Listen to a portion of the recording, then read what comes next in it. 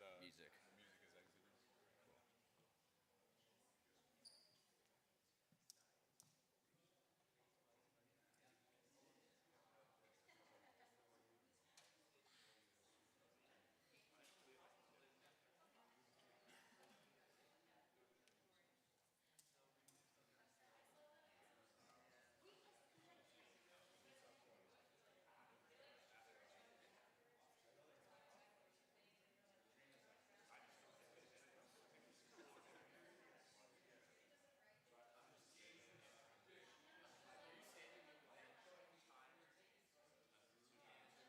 Cool.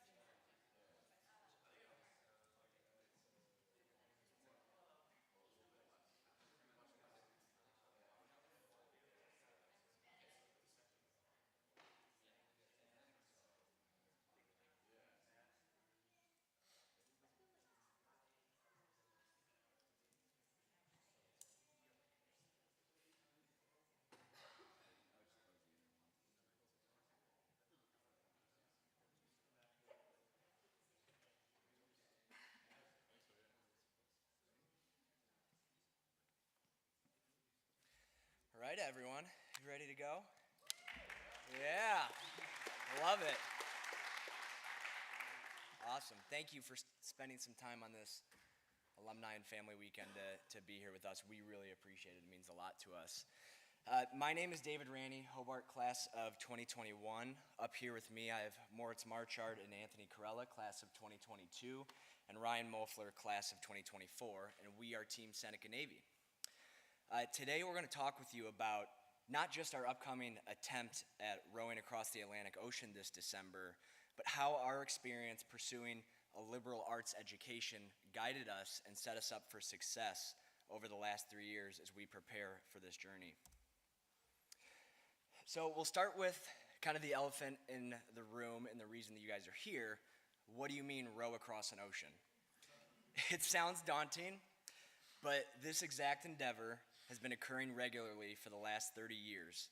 And back in 2022, the four of us reserved our spots in the 2025 World's Toughest Row, which is an annual 3,000-mile, nonstop, and unsupported race from the Spanish Canary Islands off the west coast of Africa to the island of Antigua in the Caribbean. So we could talk for hours about the World's Toughest Row. We've been studying it for 4 or 5 years. But what we thought we'd rather do is show you the race recap video from last year's fleet. So this was about 45 teams from all over the world that are doing the exact same race that we're doing. So this will be about 5 to 7 minutes, and then we'll pause and continue the presentation. So we'll go ahead with this now. I apologize if there's any mothers in the room. You might not like this as much.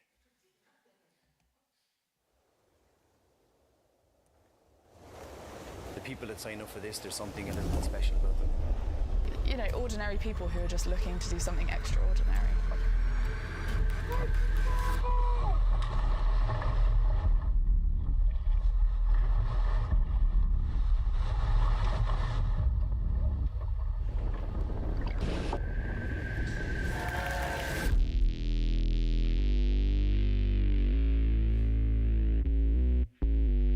Rowing an ocean is an achievement in itself, but it is that little moment of just pure ecstasy and joy, not feeling like we've achieved something even greater.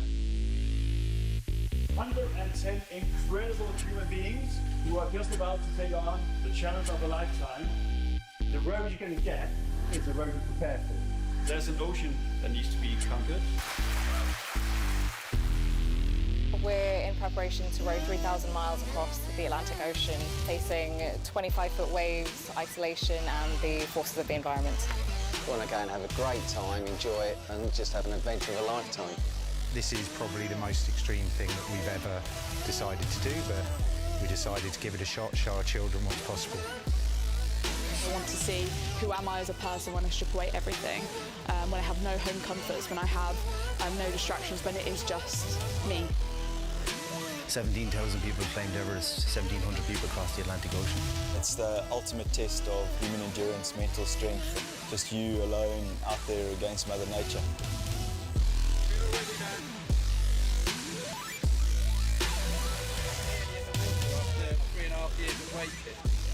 What you're about to do is a phenomenal adventure.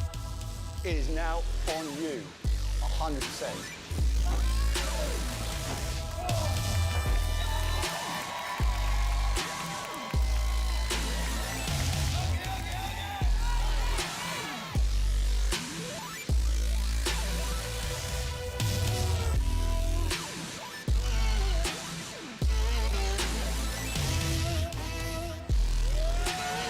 Welcome to the Atlantic.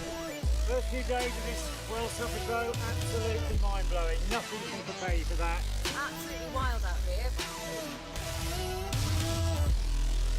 We are currently in cabin, still on power anchor.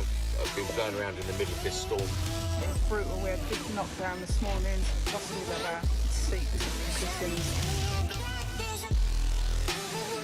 Look at that. That's unbelievably good, isn't it? So 2 weeks in is like brutally tough. I mean, there's only less than 2,000 people that rode the Atlantic. I'm going to be one of them soon. He's had a major wipeout, hit Lee's head at the side of the boat.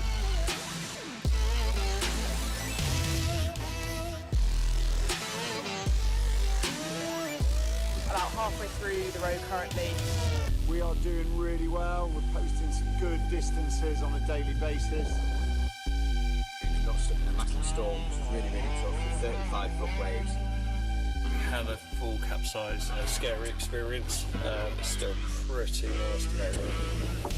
What we're mainly trying to do is learn about ourselves and use the opportunity of tough resilience to become stronger by putting ourselves in a challenging environment that we've never been in before.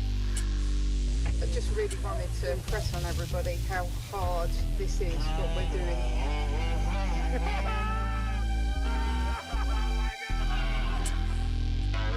It's beautiful, but it's really, really slow.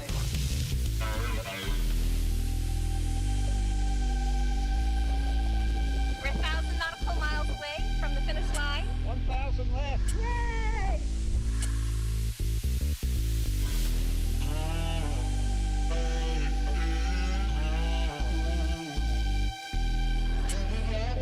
Special adventure that any of us could have asked for.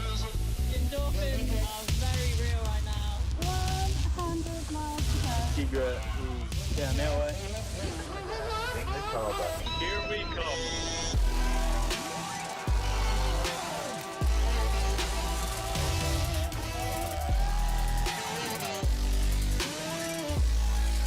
These are all trips from the Atlantic. You actually think everything is. It's been completely. It was the most incredible experience.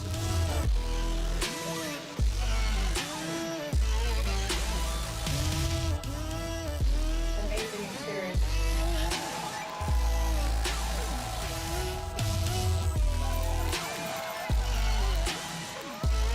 I love everything you do. It's so much fun. The most epic adventure ever. Fantastic. That was an adventure. This has been the hardest thing I've ever done.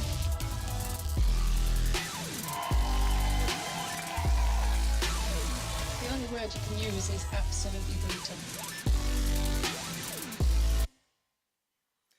So we'll cut the video there. The rest of it is the rest of those teams going in for the finish.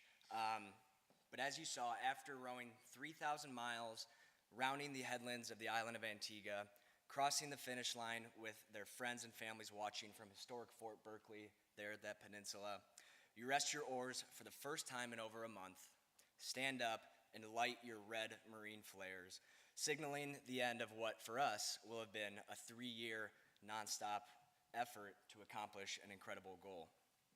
But how do you get to what those rowers call that flares moment?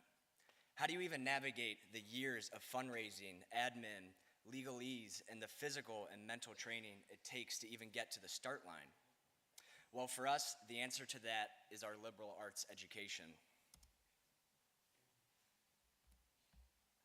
So today, we're going to frame our journey within 5 core pillars of the liberal arts education, including interdisciplinary learning, communication and storytelling, critical thinking and problem solving, ethical citizenship and global perspective, and lifelong learning and personal growth. But why has liberal arts been critical to our success? Because there is no standard procedure to what we're doing. There are best practices, but every team is different, and there's no universal game plan that will get you to the start of the world's toughest row or get you across the Atlantic alive and safe. We need the ability to progress in an ambiguous environment and the basic skills necessary to identify what we don't know and strategize to learn it. And that's where liberal arts come into play. So when we talk about our first pillar, interdisciplinary learning, and how it helped us structure this campaign, we're really leaning on our experience at HWS, in which we were asked as students to integrate knowledge, methods, and perspectives from multiple academic disciplines to better examine complex questions, solve problems, and understand the world in a more holistic and nuanced way. When we internally launched our campaign in 2022, we knew that we had to learn areas of business that some of us had not previously experienced. The first was legal structure. We understood that we needed to identify the appropriate vehicle to solicit donations to fund our campaign, but we didn't know which direction to go. Fortunately, we were able to work with the Cornell Law School Entrepreneurship Clinic, which guided us for a couple years. With their help, we formed a corporation and immediately offered our donors tax incentives by partnering with an existing nonprofit fiscal sponsor while concurrently forming our own 501c3 nonprofit. By June 2024, our own Seneca Navy Foundation became the driving force of our fundraising campaign. The discipline that is perhaps most integral to our campaign is fundraising and finance. We needed to raise well over $200,000 to cover our costs and get to the start of this race. After the race, we'll liquidate our physical assets, primarily the boat, and donate all proceeds and excess cash to our partner charities. To date, we've raised close to $250,000 through private donations and corporate sponsorships. We have about 20 corporate sponsors across 2 or 3 different levels. We can pass this success to some really good internal and accurate budgeting and quality projections. Believe it or not, it's not easy to ship a 28-foot boat from Europe to the US, transport it 4,000 miles across 10 states and 2 countries for training and fundraising purposes, and then ship it back off to Spain for the start of the race. So much of our time over the last year has been allocated to operations and logistics.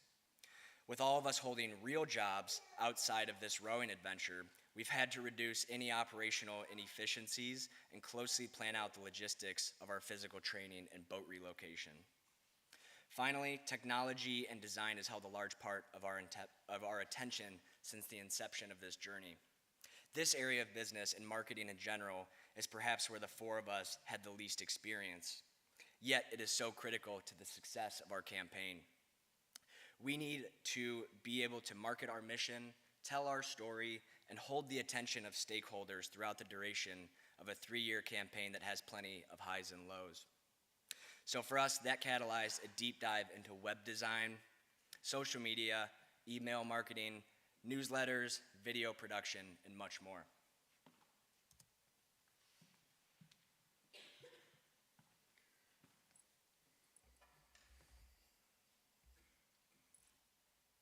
All right, so the second pillar of the liberal arts education and kind of what we built this project on is communication and storytelling to inspire others. So the launch of this project, it came with a lot of questions, and it can be quite the challenge to communicate why it is so important that we attempt this row and how it is actually connected to our mission. Needless to say, this was a tough sell to the parents, our family and friends. I was not sharing any videos with my parents when I was telling them about this, that's for sure. Because that one especially got me I'm still fired up just from watching it. But, it was a tough sell, but that challenge in itself, it taught us that we would have to learn to communicate our story and communicate how we are turning a rowing expedition into a social movement. So as we have mentioned, where the liberal arts college may differ from any other education is that when you're done and graduated, you're challenged with that task of going to the world and using your skills to become a well-rounded contributor to society. And this is done through learned skills while earning your degree, such as writing, rhetoric, and dialogue. So whether you're a physics major or a studio art major, you graduate with this ability to make connections where others may not, and then it's up to you to decide what it is you go out into the world and do with this new perspective. And then once you decide what you will do, the next step is figuring out how will you communicate it. So in order to communicate our story and the vision, we had to do the following, and the first thing being build a team identity and brand. So, all four of us are very different people, but we found ourselves in this college, and that is represented by that picture of the Teenage Mutant Ninja Turtles, which has been thoroughly analyzed of their character analysis. So a little story on that, since I'm talking about telling your story, is we started working with a sports psychologist who we were introduced to at Hobart. And what we learned, one of the main things I think that we learned from him, because going into this project, we thought, we're all very similar people, but we learned that we are extremely, extremely different people, and our tendencies and our abilities are just way out there on the spectrum. So through some more research, Ryan was able to make that connection to each character of the Teenage Mutant Ninja Turtles, and we have designated some of those to each of our personalities. So we've kind of been like living those out while we're on the boat. But yeah, it's just a fun way. I believe I am the red Raphael who, at the bottom it says stubborn and aggressive, so we'll go with that.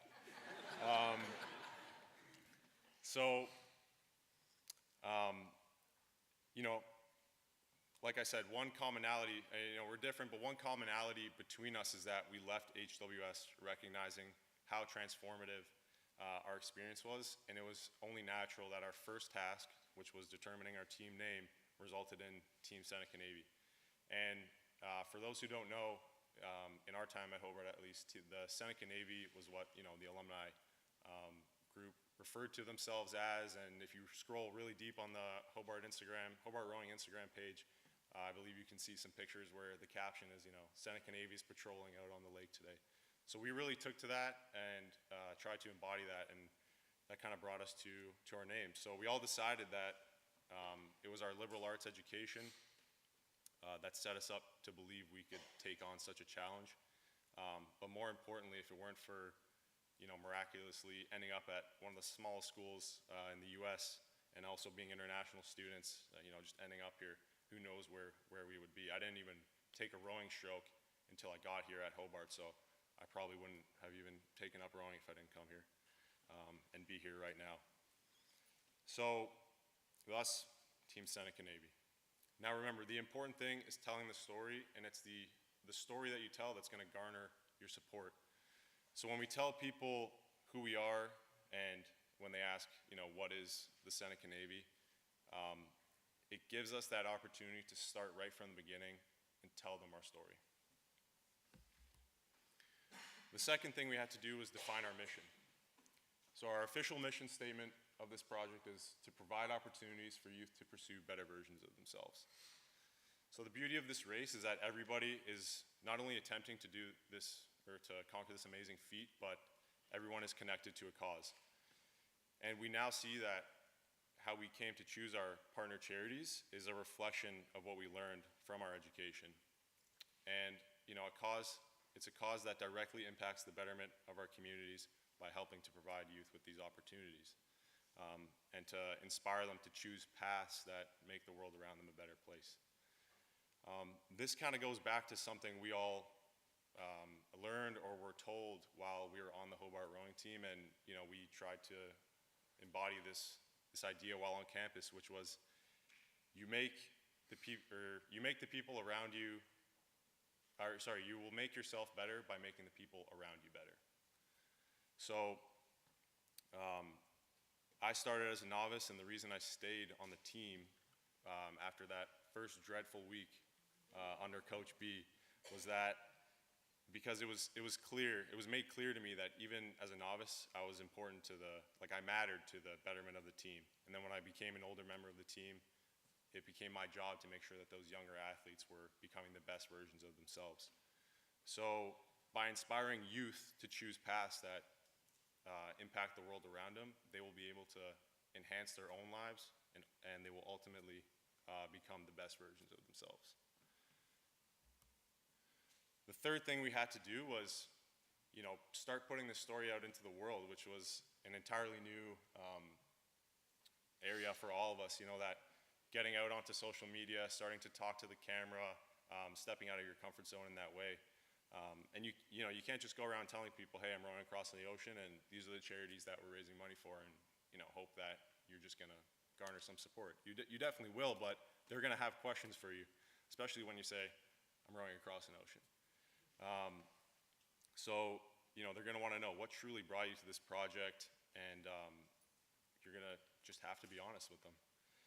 So we began doing this through social media. As you can see, there's a picture of me talking to the camera out in Cleveland, and that was earlier in the summer, and that was definitely a step outside the comfort zone.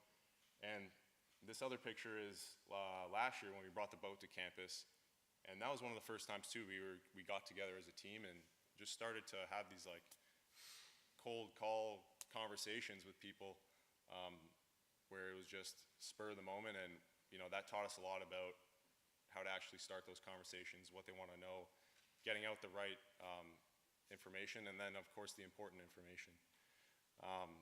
So everyone says tell your story, but it's not that cut and dry when you do need to reflect honestly about how you got there, and the story is ongoing. People, like I said, they want to know how you came to be, but they also want to know the details of the future. How are you going to row for 14 hours a day? How are you going to eat all these calories?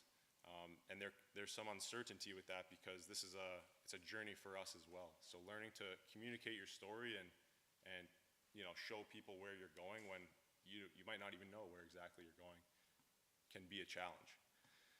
So the way we got support in telling our story was just by utilizing all forms of media.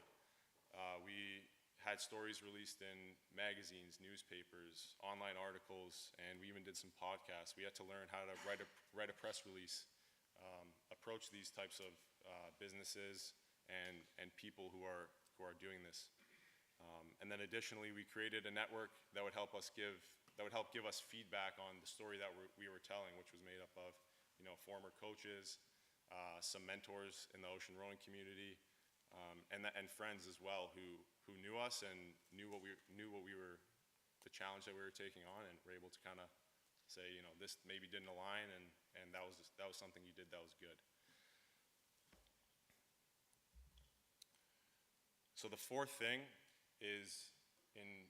that is important to communicating your story is always bringing it back to the mission. And this can be difficult and confusing at times, but what makes communication and storytelling easy is that you're always bringing it back to that main goal and helping people see the bigger picture of what you're doing and what you're trying to achieve. And because of this liberal arts education that we were fortunate to have, you gain those skills in the classroom, on campus, where you're always trying to see the value in things where others may not. That might be in a class that you don't want to take that is going to help you down the road.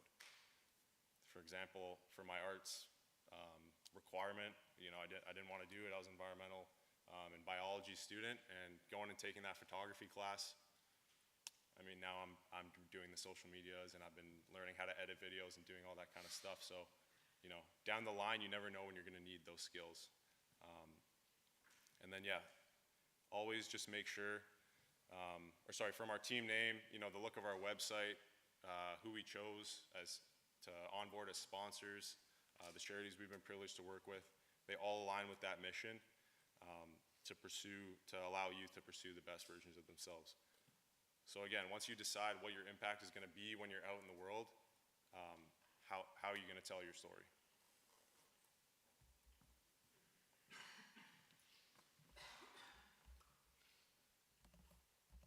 The third pillar of the liberal arts education is the skill of critical thinking and problem solving. So we achieve this through challenging assumption, testing claims, and generating creative, effective solutions. Throughout our campaign, we consistently needed to prioritize what we should focus our time, energy, and resources on. And often we'd have to adjust plans based on our circumstances.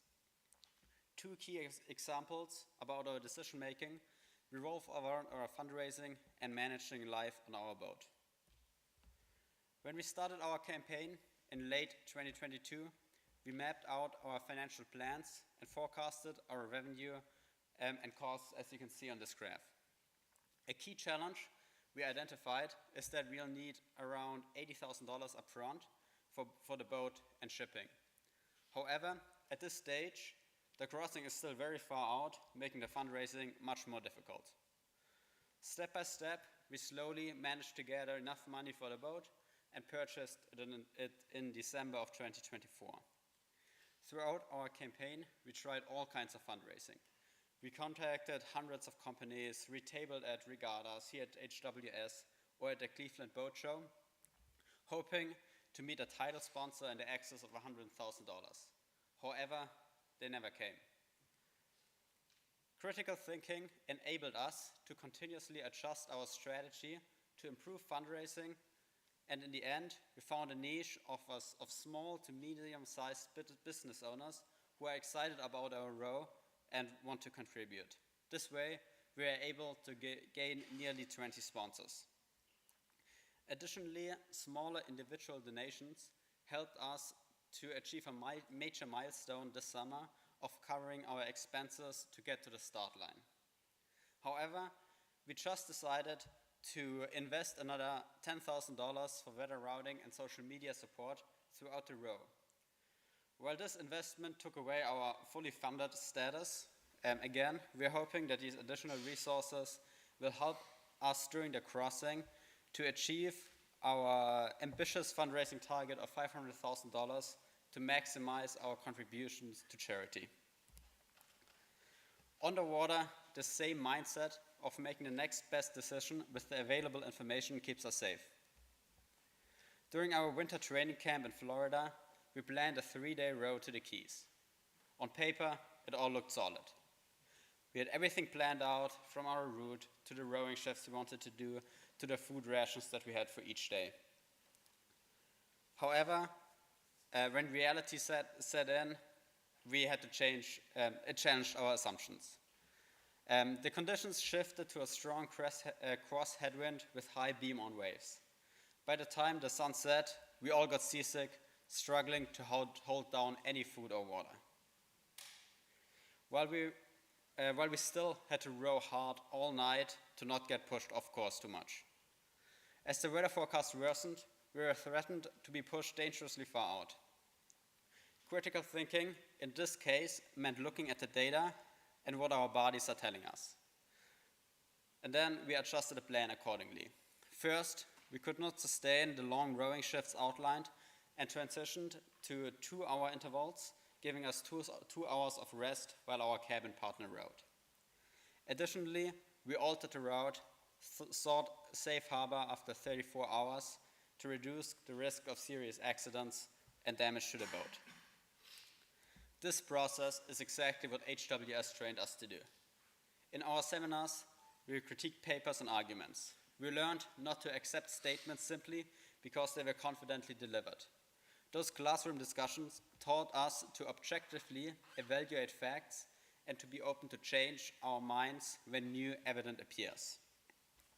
On the Atlantic, we need to know many hard skills of managing our boat.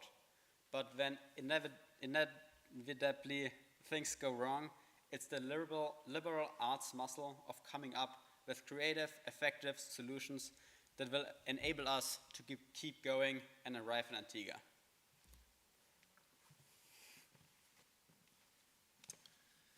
So we've been watching this race for the past couple years, and at the outset of our campaign, we noticed that most teams typically prioritize one goal during this event, whether that's going across the ocean as fast as possible, whether using it as a platform to raise as much money as possible for their charity, or potentially just to go out and enjoy an incredible experience. We decided to do all of those things at the outset of our campaign. So then the question came, how do we turn crossing an ocean into a greater impact? How do we key in that charity side of things? So this is where the pillar 4 of the liberal arts education comes into play. Ethical citizenship and global perspective. Ethical citizenship is service to your community, whether that's local, national, global. For HWS, Day of Service is huge. I believe it has one of the highest participatory percentages of any college, anywhere. The emphasis on going out and being a steward of your community is very important to this school and informed our decision making in our campaign. Global perspective is the ability to engage with societies and cultures beyond the familiar. So for HWS, you'll notice that this school emphasizes creating a diverse social, cultural, and geographical melting pot of students and ideas. So this informed our decision making on how to tailor and select our charities, as well as how to use underlying differences as tools for success. So, we had a decision to make 3 years ago when we decided to raise money for charities. Do we go for a huge national organization with name brand recognizability and easy to market, or do we go for a smaller local community organization? Just take a $10,000 contribution. It's barely a drop in the bucket, as you see here. It's barely a rounding error when you look at a yearly budget of a national organization. For a local organization, it's staffing and yearly programming. But what really made our decision making was the intangible impact of partnering with local organizations. The ability to engage with young people and truly live out our mission, as opposed to just cutting a check at the end of this thing. We saw so much value in that, and it's also integral to our own formation as a team. Katie Spotts was the youngest woman to row across the ocean. She was 20 years old. She crossed from Africa to South America, and she did it alone. No teammates, no race, and she was in a plywood wooden boat. She also, after she completed this event, went to speak at David's school when he was in grade school. If she hadn't gone out and engaged with her community and introduced this idea, this team very well may not have existed, and the impact that we are working towards would have not come to fruition. So recognizing both the tangible and intangible aspect of partnering with a local community organization, we still had to go out and figure out what organizations to partner with. So an unspoken part of our mission is gratitude. Each of us had transformative experiences in our communities that morphed us into the individuals who signed up to row across an ocean. So the Foundry is a rowing and sailing center in Cleveland, Ohio. That's where David grew up and sharpened his teeth on the water. It provides access to water sports to young people in Cleveland. Friends and Children Boston, this is my old stomping grounds. This charity pairs the most at-risk teens or young people in the city with a mentor who guides them from adolescence to young adulthood. And, many of these achievers are the first-time homeowners in their families, first-generation college students. Youth Assisting Youth is a similar concept. That's Tony's charity out of Toronto. And it pairs mentors with mentees, guiding, kids from adolescence to young adulthood. And then finally, the one that was non-negotiable for all of us was the Boys and Girls Club of Geneva. This is the community that brought us together, and what better way to live out our mission than to give back to the communities that built us. So while our fundraising efforts are focused locally, the scale of our event is global. Outside the fact that we are rowing a substantial way around the globe, we are an international team in an international event. And despite the trends we're seeing worldwide towards, nationalism and protectionism, our team is showing what's possible when individuals from diverse cultures and social backgrounds can collaborate. Mo's from Germany, Tony's from Toronto, I'm from Boston, Dave's from Cleveland. If it weren't for the value that schools like HWS saw in cross-cultural, national, and social collaboration, our paths likely would have never crossed. The event itself also speaks to the idea of global citizenship, as in our race year alone, 50 teams will compete from 19 different countries and will collectively share the transformative experience of rowing across the ocean. And although the goals and why factors of why people do this differ team by team and even down to the individual, we all see this the endeavor of this as a vehicle for change and personal growth, which is strongly reminiscent of the environment of a liberal arts education. What we're doing is a powerful metaphor for the value of unity despite differences.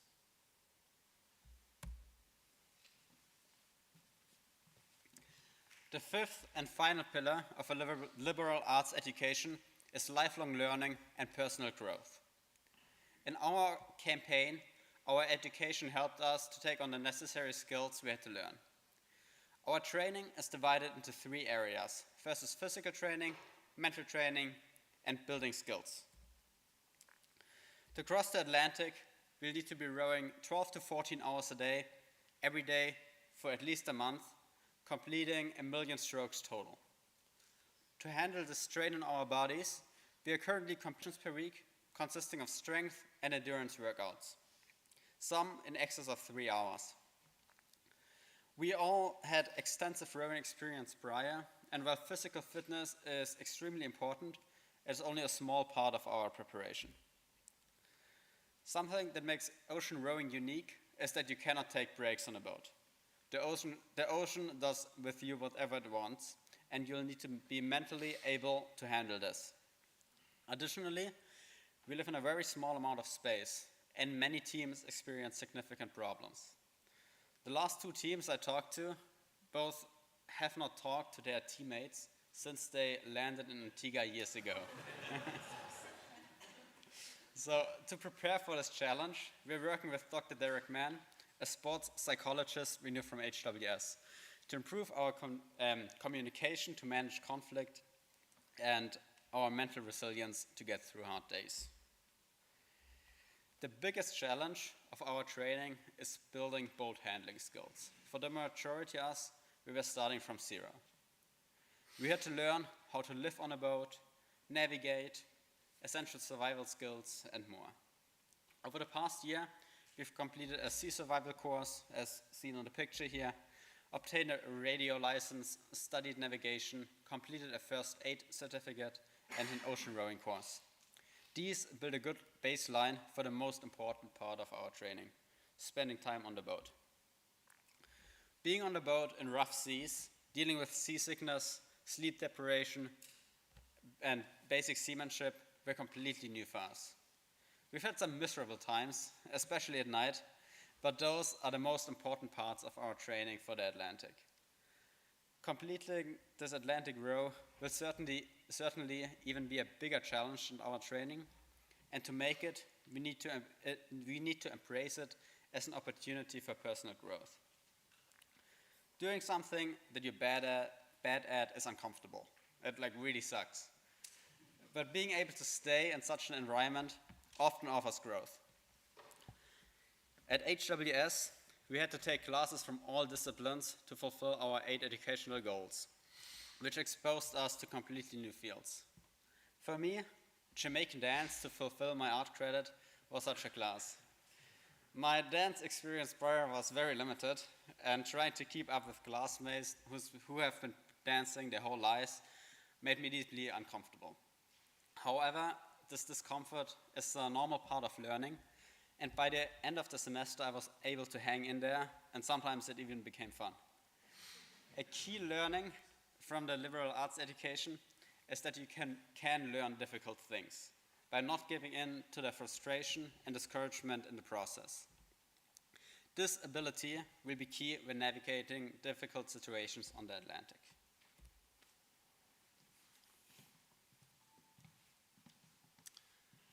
So bringing us back to port, I'm just going to cap everything off, bring it all full circle. What started as 4 Hobart rowers deciding to row the Atlantic Ocean 3 years ago has become something far greater. Our liberal arts education was formative in our ability to navigate ambiguity, connect disciplines, build community, and serve a purpose beyond ourselves.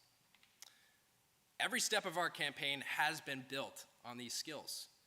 We had to figure out how to set up a nonprofit, how to raise $250,000, how to ship a 28-foot rowing boat halfway across the world, and how to get our bodies, minds, and boat ready to endure 3,000 miles of ocean. None of us knew how to do anything about this. It was the combination of our eagerness to learn and collaborate, paired with the unique perspectives that each of us brings. That's what made this project come to life. So, what's the lesson learned? What can you take away from this today?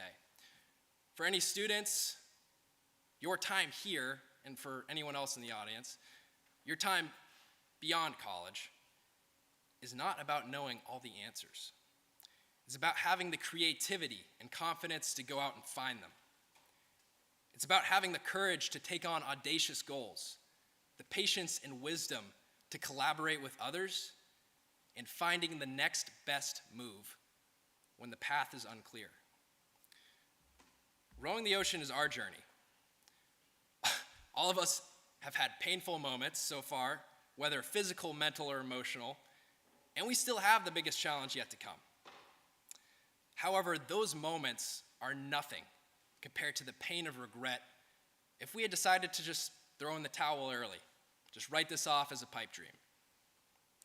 This campaign already has resulted in us becoming far better versions of ourselves.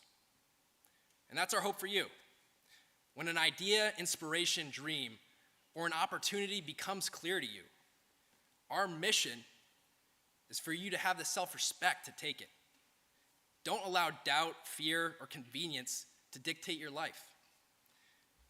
It seemed impossible to even get to the start line when we started.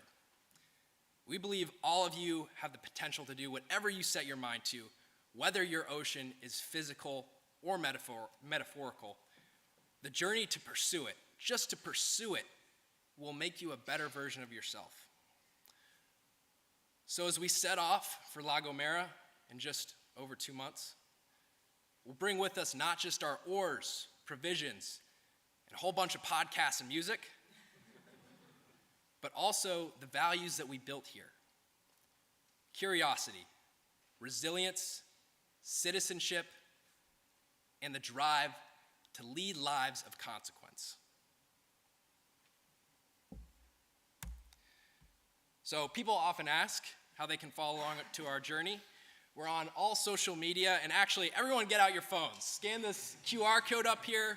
This will take you to our website where you can make a tax-exempt donation, and we'll be sending photos, videos, and even live streaming while we're out there. So we'll open it up to questions for the next 13 minutes. And if anyone, would like to go early, we're happy to say our farewell.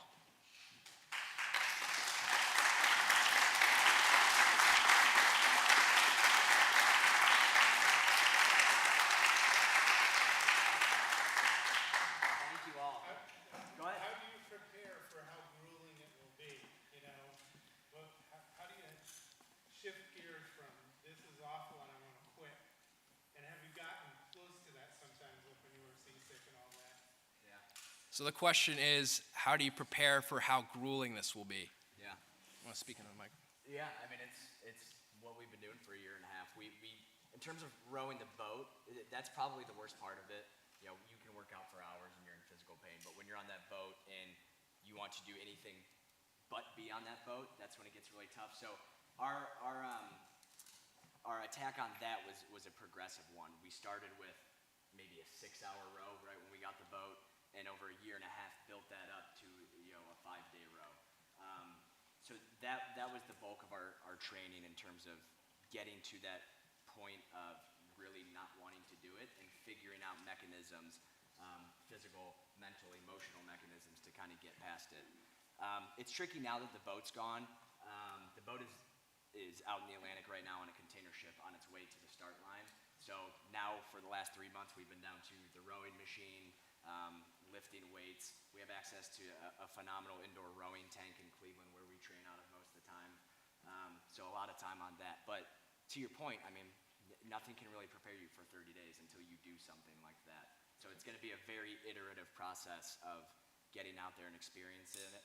A lot of teams have told us that have done it in the past that like the first 5 to 7 days are just awful. But you get to the point where you're biologically adapting to the circumstances after that. So our preparation has kind of been to attack that first week really hard, get over it, and see the greener grass on the other side. And the exhaustion too, like would you go and row for 24 hours and see if you could do 24 hours rowing just to be that tired? Oh yeah, we've done it. Yeah. Yeah. Yeah. Yep. Even the 5 days, like all of our training rows have been, complete, full, whatever, practice run or rehearsal of what's going to be out there. So we're working on our sleeping schedules. So we're, 5 days we're out there, but we're not sleeping the entire night. We're doing that 2 hours on, 2 hours off, and then variations of that. So, even that 5-day trip was a good taste, I think, of, maybe day 2. That 5 days equaled like 2 days probably on the other hand. Yeah, right next to you. Mom here. Come on. Are you clipped into the boat? Yes. Yeah. Can you talk about I don't see life preservers. Yeah. Do we? How do you stay in the boat with 20-foot? I wish we had some more pictures. Want to grab that one from outside maybe? It shows the boat. So there's 2 golden rules that are really imposed by the race organizers. First of all, just for some context, there's a shoreside safety team that knows where we are. We have to check in with them every couple days. We communicate with them regularly. But there's really no chase boat out there. We're on our own. It's a self-supported row. You start and you don't get assistance until you get to the finish. The 2 golden rules are you're always tethered to the boat. So we wear some minimalistic harnesses that have a maybe 4-foot-long tether that attach to not these lines right across the top, but there's some what are called jack lines bolted into the deck that we're always clipped into. The other golden rule is that you're always keeping, you can kind of see here, there's a hatch here in the forward cabin and a similar hatch to get into the aft cabin. Those should always be closed when you're at sea unless someone's getting in or out of the cabin. Because the key design feature of the boat is that it's self-righting, so even if it capsizes, the center of buoyancy is high enough that it'll just spin right back around. So if you are always tethered in, if you're on deck, and the hatches are always closed, if no one's coming in or out, I mean, it's really hard to kind of mess this up in a tragic way. I mean, teams will get to the finish. It might take longer than you thought. It might be more difficult than you thought, but you'll be all right. Are we past this now? Yeah. It's just a better view of the entire boat. I was having a conversation with that, sorry.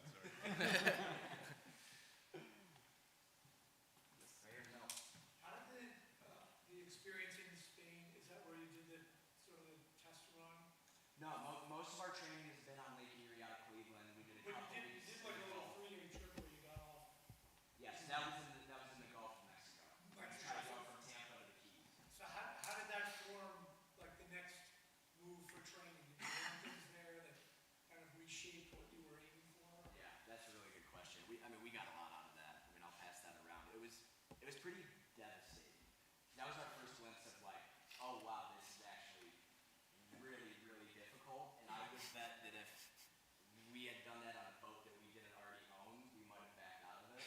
I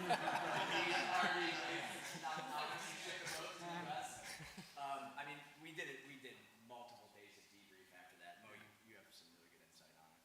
Yeah, like we definitely learned a lot from that row. It was our first, as Dave said, it was our first experience of getting a glimpse of how miserable it sometimes can be.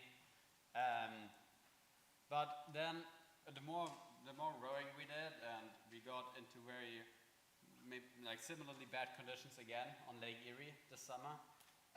We were able to like manage it better and better. So that's basically what we're getting out of it, and also what gives us hope is that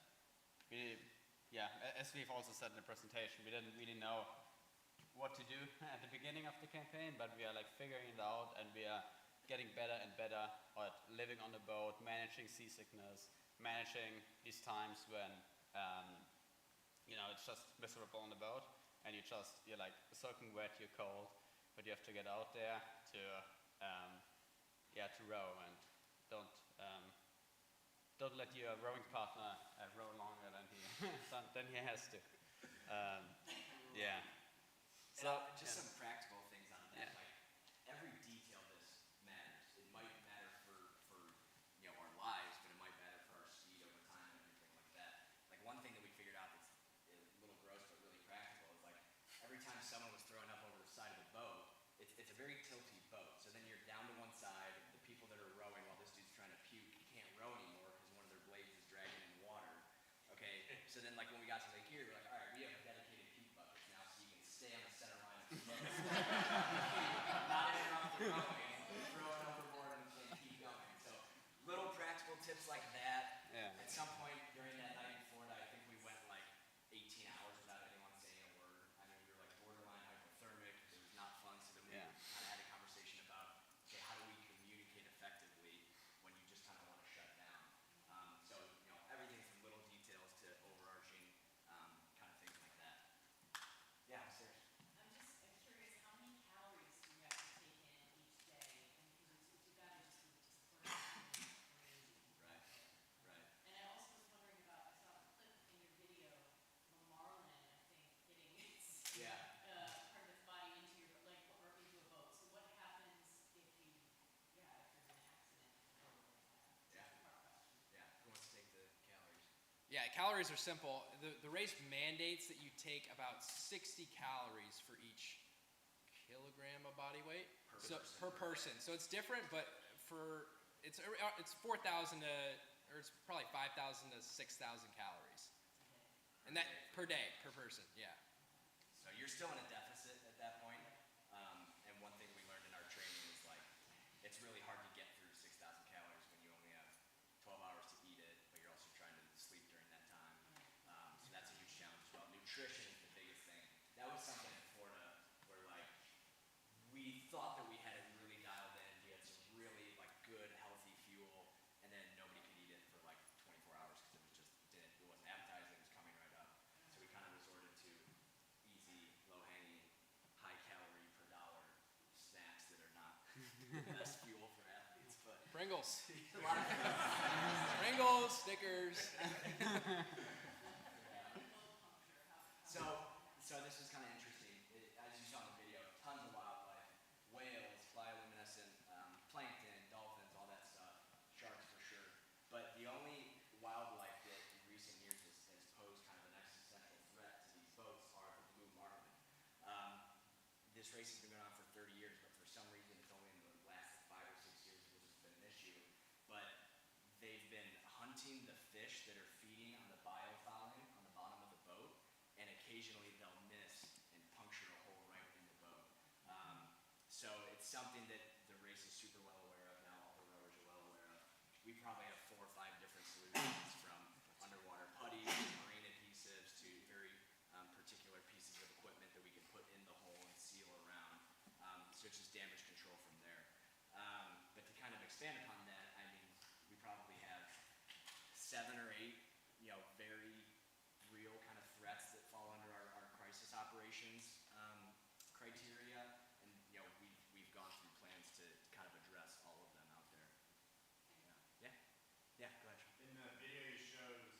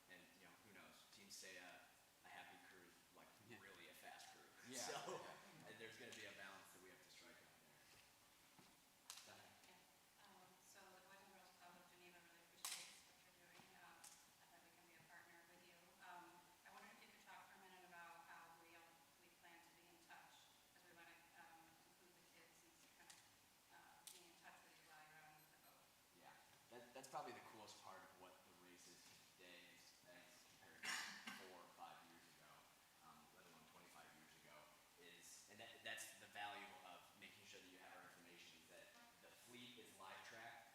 So when you go to our homepage starting early December, it'll probably be populated maybe December 8th or 9th, but you'll go straight to the fleet. You'll see where everybody is. You'll see how fast they're going, what direction they're going, all that really good information. We also are going to have Starlink, so we can send pictures and videos back in real time, which is something that is actually brand new to this year. They used another device previously that was fairly reliable, but not like Starlink where you can send stuff back in 4K. I mean, we're going to have the capacity to live stream a little bit out there. Again, it's like how much do you want to do that and not focus on resting or refueling, but we definitely want to mix it in there and collaborate with the communities that we work so hard to build up partnerships with. So having our information is key to kind of keep track of all that good stuff, and we're going to do a really good job of keeping in touch with our charities and our big stakeholders along the way. Yeah, I think what we started to decide as well, what we kind of learned from visiting the charities is that, especially yesterday going to the Boys and Girls Club, is that obviously, you can't give this presentation to a bunch of 4 to 8-year-olds. So what they're excited to see though is just telling them about the adventure of it. And yesterday we were able to visit and get them see how excited they were and talking about the ocean, and they're obviously learning all these things about wildlife in the water and all that, and I guess that adventurous side to it. So that's a big part of it, is like engaging with the charities, but especially with the kids that are there, and that they might not even still understand what exactly we're doing, but hopefully when they see a video of us out in the ocean and they are shown where our boat is on the map, and that's going to be something that I think is going to be super special for our team. In the front. I was in the car with Ryan when he got the call to join you guys, so I want to know, his reaction was pretty funny. I want to know what was going through your guys' head when it got brought to your attention to do this. So I'll kind of just set up some context and you guys can talk, but Ryan alluded to this. I was the first one to ever know that like ocean rowing kind of was a thing. It was a long time ago. I was in 5th grade when that young lady, Katie Spots, came back to talk to us about it. I had 2 older brothers who were rowing in high school at the time. So it's something that was always in the back of my head, never something that I really thought about too much or thought that I would do. But then when I got to Hobart and Mo and Tony came in the year behind me, we found ourselves doing a lot of kind of extra work together, kind of like long distance aerobic training and physical stuff like that. We really enjoyed doing that stuff together. And then after I graduated, I forget how it kind of popped back into my life, but this particular race at some point came back onto my radar. I thought about it for half a year, and then I kind of quasi-pitched it to Mo and Tony, and then they sat on it for another year. So I mean, this is like 2020 at this point, maybe late 2020. And then after a year of them thinking about it, we had another conversation. They were on board. We decided that we'd like to bring in a 4th guy that rowed for Hobart, and we sat down and did a round of discussion. I mean, as much as like an Excel spreadsheet, weighted factor rating analysis, and Ryan kind of came out on top of that. He was also one of the only guys that was willing to do it with us. So that was a pretty determining factor. And you guys can go talk about it, how you felt. Yeah, that was like, pretty well said, but, I opened my phone one day and we still have this group chat of Dave, Mona, and we called the spec ops or something like that, because, we like going out and doing some extra workouts, and, hey, who's trying to row across the Atlantic Ocean, and, I just said the best back, just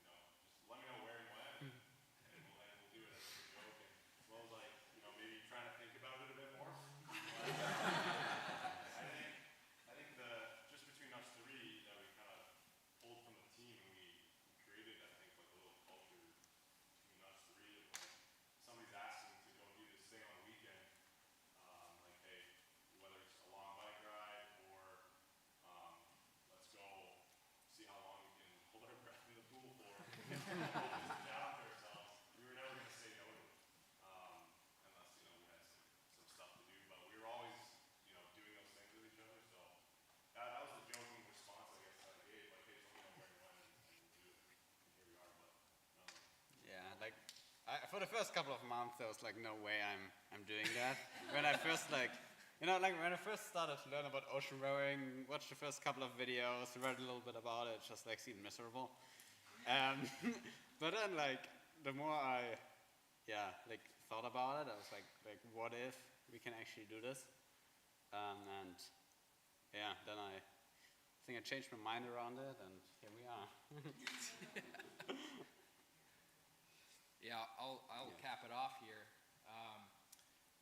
So Mo had graduated. I was a junior in college, and he was living in Boston at the time. We were working out together at Riverside, and he just casually brought up. He was like, "I think Dave's like wants to row across the ocean." I was like, "Wow, that's really cool." And then he's like, "Yeah, it seems like a lot of work to like even get to the start line." And then he was getting into $250,000, shipping a boat halfway across the world, marketing, fundraising, all that stuff. And my initial reaction was like, God, that experience just seems so cool. But all the prep, it's like I'm in college and I need to find a job, and I don't even know what my path is going to look like. And then a couple months later, I get the text, "Hey, Ryan, what would you think about rowing across an ocean?" And I thought about it for a week, and I realized that the process of preparing for it was the perfect path, ahead of me. It was entrepreneurship. It was, taking risks. Like, early in the early years of my life, and so I moved to Cleveland. I networked and got a job there. And pretty much, the past 3 years of all of our lives have been dedicated to this, and there truly is no ounce of regret, I feel, for going on board with this. So it's just been an incredible experience, and the fact that we're, if we had, go back in time and tell ourselves 3 years ago what we've accomplished to date, we'd probably be, wide-eyed and googly-eyed, yeah. So it's been a great experience, and it was daunting at first, but we're all glad that we decided to do it.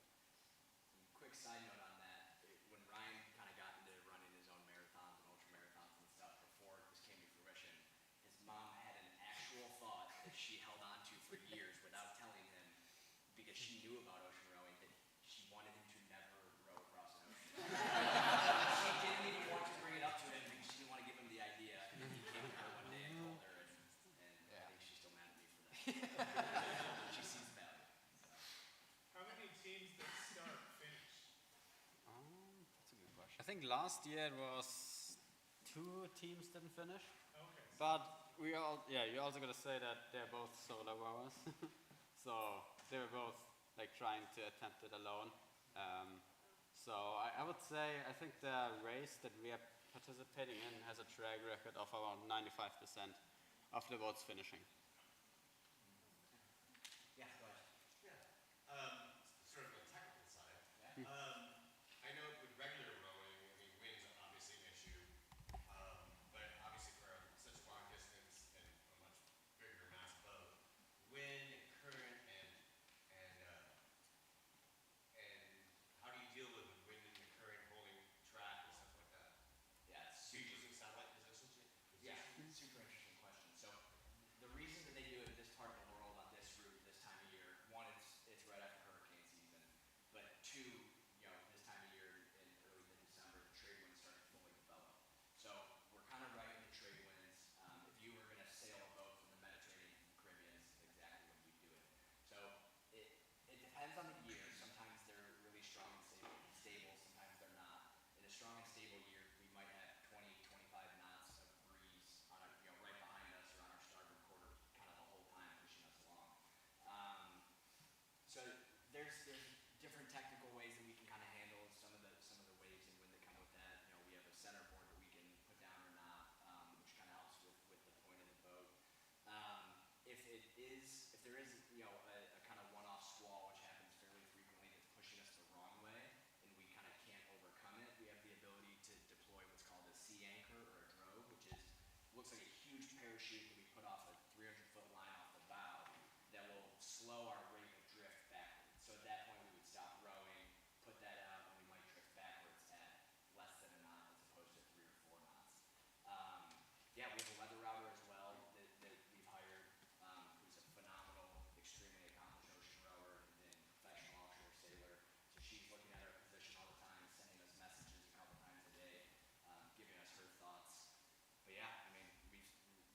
really tricky.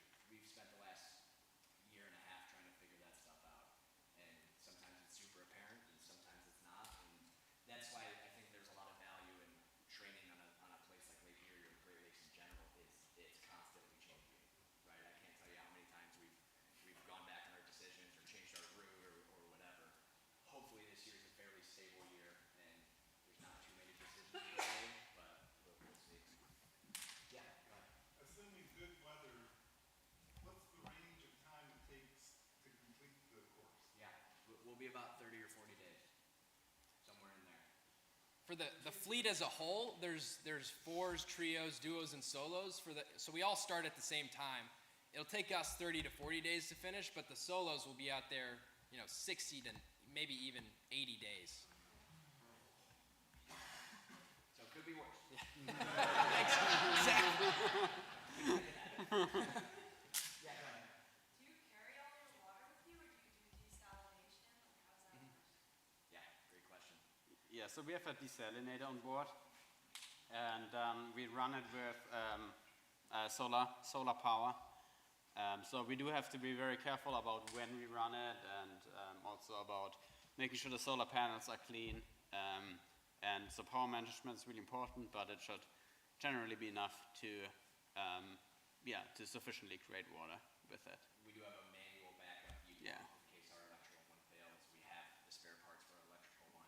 We have enough spares on board to pretty much rebuild an entire ocean rowing. Yeah. Yeah. Have you flipped it during the training at all? Have you tested that self-brake? We have not. We have not. Our boat itself came to us used, and it's done 2 Atlantic crossings. It's capsized before. It did a British circumnavigation as well. And then it's mostly a one-time race. So 90% of the fleet is this exact boat that's been built in England for 15 or 20 years. So it's a tested design.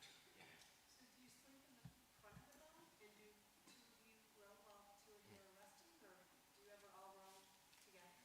Yeah, so if you're, looking at the picture here, this is would be where the bow cabin is, and then there's 3 rowing positions on the actual deck, so we can't all row at the same time. During the night, when we're doing 2 people rowing, you just set it up for 2 people rowing. One person sleeps in the bow cabin here, and one person would sleep in the aft cabin, where all the data screens, GPS, where you would do all that stuff. The radio, our VHF radio is held, and then in the bow cabin, there's no technology. It's just there's lots of storage, and yeah, so you can go sleep in there. And then during the day, 3 people rowing and 1 person resting, and then we just do rotations, a different rotation. Yeah, we do about 90 minutes on, 30 minutes off when we're rowing 3 up. And then at night to get a little bit more sleep, 2 guys rowing, 2 hours on, 2 hours off. We've also, been very adamant that we found the solution to that, and then conditions change, and it's the middle of the night and you're 10-foot waves and you can't row for more than 2 hours without puking or something. So then we go down to 1 hour on, 1 hour off.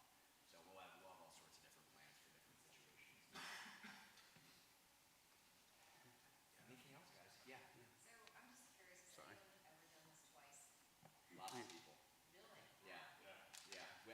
We've met with a lot of teams who've done it before, and kind of the general consensus is you step off the boat in Antigua and you go, holy crap, why did I do that? I'm never doing that again. Or sign me up for the next one. So I don't know in our fleet how many. I mean, there's definitely a few boats that are kind of repeats. Yeah. I don't know, maybe half a dozen off the top of my head. But yeah, there's certainly a mix. Our top competition is a crew of 4. 3 of them won the Pacific race 2 years ago, and then one of them holds the world record in the solo. So the world record for the 4 is 29 days. The world record for the solo is 30 days. And that was the same race. He did it by himself. Less than. It was 29 and a half days versus like 30 days. Did he have a sale? He might. Yeah. Yeah. In the middle? Is there an incentive by the organizers? Like, you win, you get I wish. extra money for winning. But it's not organized like that at all. It's just No, there's not. There's a trophy. I know it kind of sounds ridiculous, but it is a really niche community, the ocean rowing community, and there's a lot of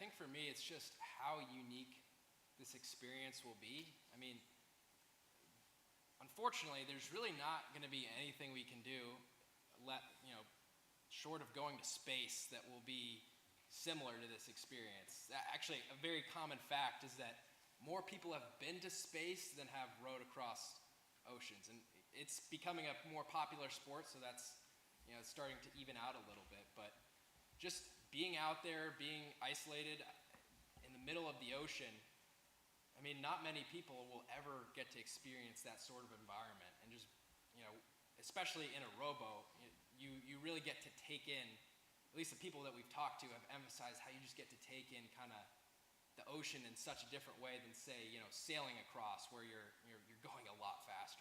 You're taking in, every stroke, every weather condition, every sunset, and also just, the ability to do it with these guys. I mean, we shared a really special experience here, and I think there's very few experiences like this that, our relationship is going to be put to the test out there, but I'm looking forward to dealing with that, and then, we're going to prioritize remaining friends as much as we can, through this event, and then, looking back on it, it's going to be something we remember forever. Yeah, I think for me it's a very similar answer. Just that, like, tons of the past ocean rowers have just had a very enthusiastic experience after these, like, first maybe 2 or even 3 weeks of adjusting to the life on the boat. But once you're used to like the shifts and the fragmented sleep, just having the simplicity of your whole life revolving about rowing, eating, sleeping, has just been a very transformative experience for a lot of past rowers. So that's what I'm looking forward to with this. Max, do you have a question? Yeah, I'm just wondering, you mentioned 20 sponsors roughly? Yeah. Can you give a sense of the variety, different types of sponsors, and the size of the contributions? Yeah. Percentages of varying sizes? Yeah, that's a really good question. And again, if anyone needs to sneak out of here, we'll do a couple more questions. We're going to stay till the last person leaves. That was something, this was alluded to in the presentation. We thought, like, oh my gosh, what we're doing is going to be amazing. We're going to get someone to give us $100,000.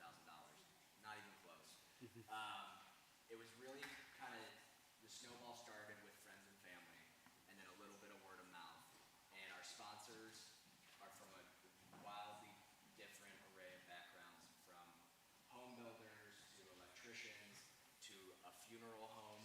Hopefully that's not prophetic. To extermination service, to brands that are kind of more on board with what we're doing, like a company that is providing additional tracking for us, some stuff like that. A lot of in-kind contributions, like a company that did custom foam decking for us, so we're sitting and kneeling and falling on foam instead of hard fiberglass. A huge array of that. Most of those, the ones that have their logos on the hull of the boat, pretty much all gave $5,000, and then we have, kind of hard to see here, but logos on this aft cab and bulkhead that all gave somewhere between $1,500 and $2,000. Yeah, we have some private donors that gave up to, one that gave close to 30, and then a lot that gave between, I mean, anything from $1 to $1,000 to $2,500. Yeah. And crowdfunding and other means has been a big part of it. I think in our first, when we kind of launched the project, fall of 2023, that whole, I think it was that year. Anyways, that whole first fall was, I think we raised like close to our first $20,000 was just from, spreading the word. We did like a 100-meter challenge on Instagram on the erg, and all these kind of little things that added up, and we've been able to, keep getting those kinds of donations, which has been cool. Ran a golf tournament, different events, stuff like that. So we've gone through,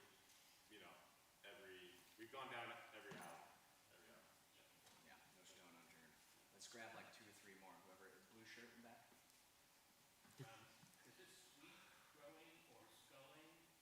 Sculling. And how long? Can you say that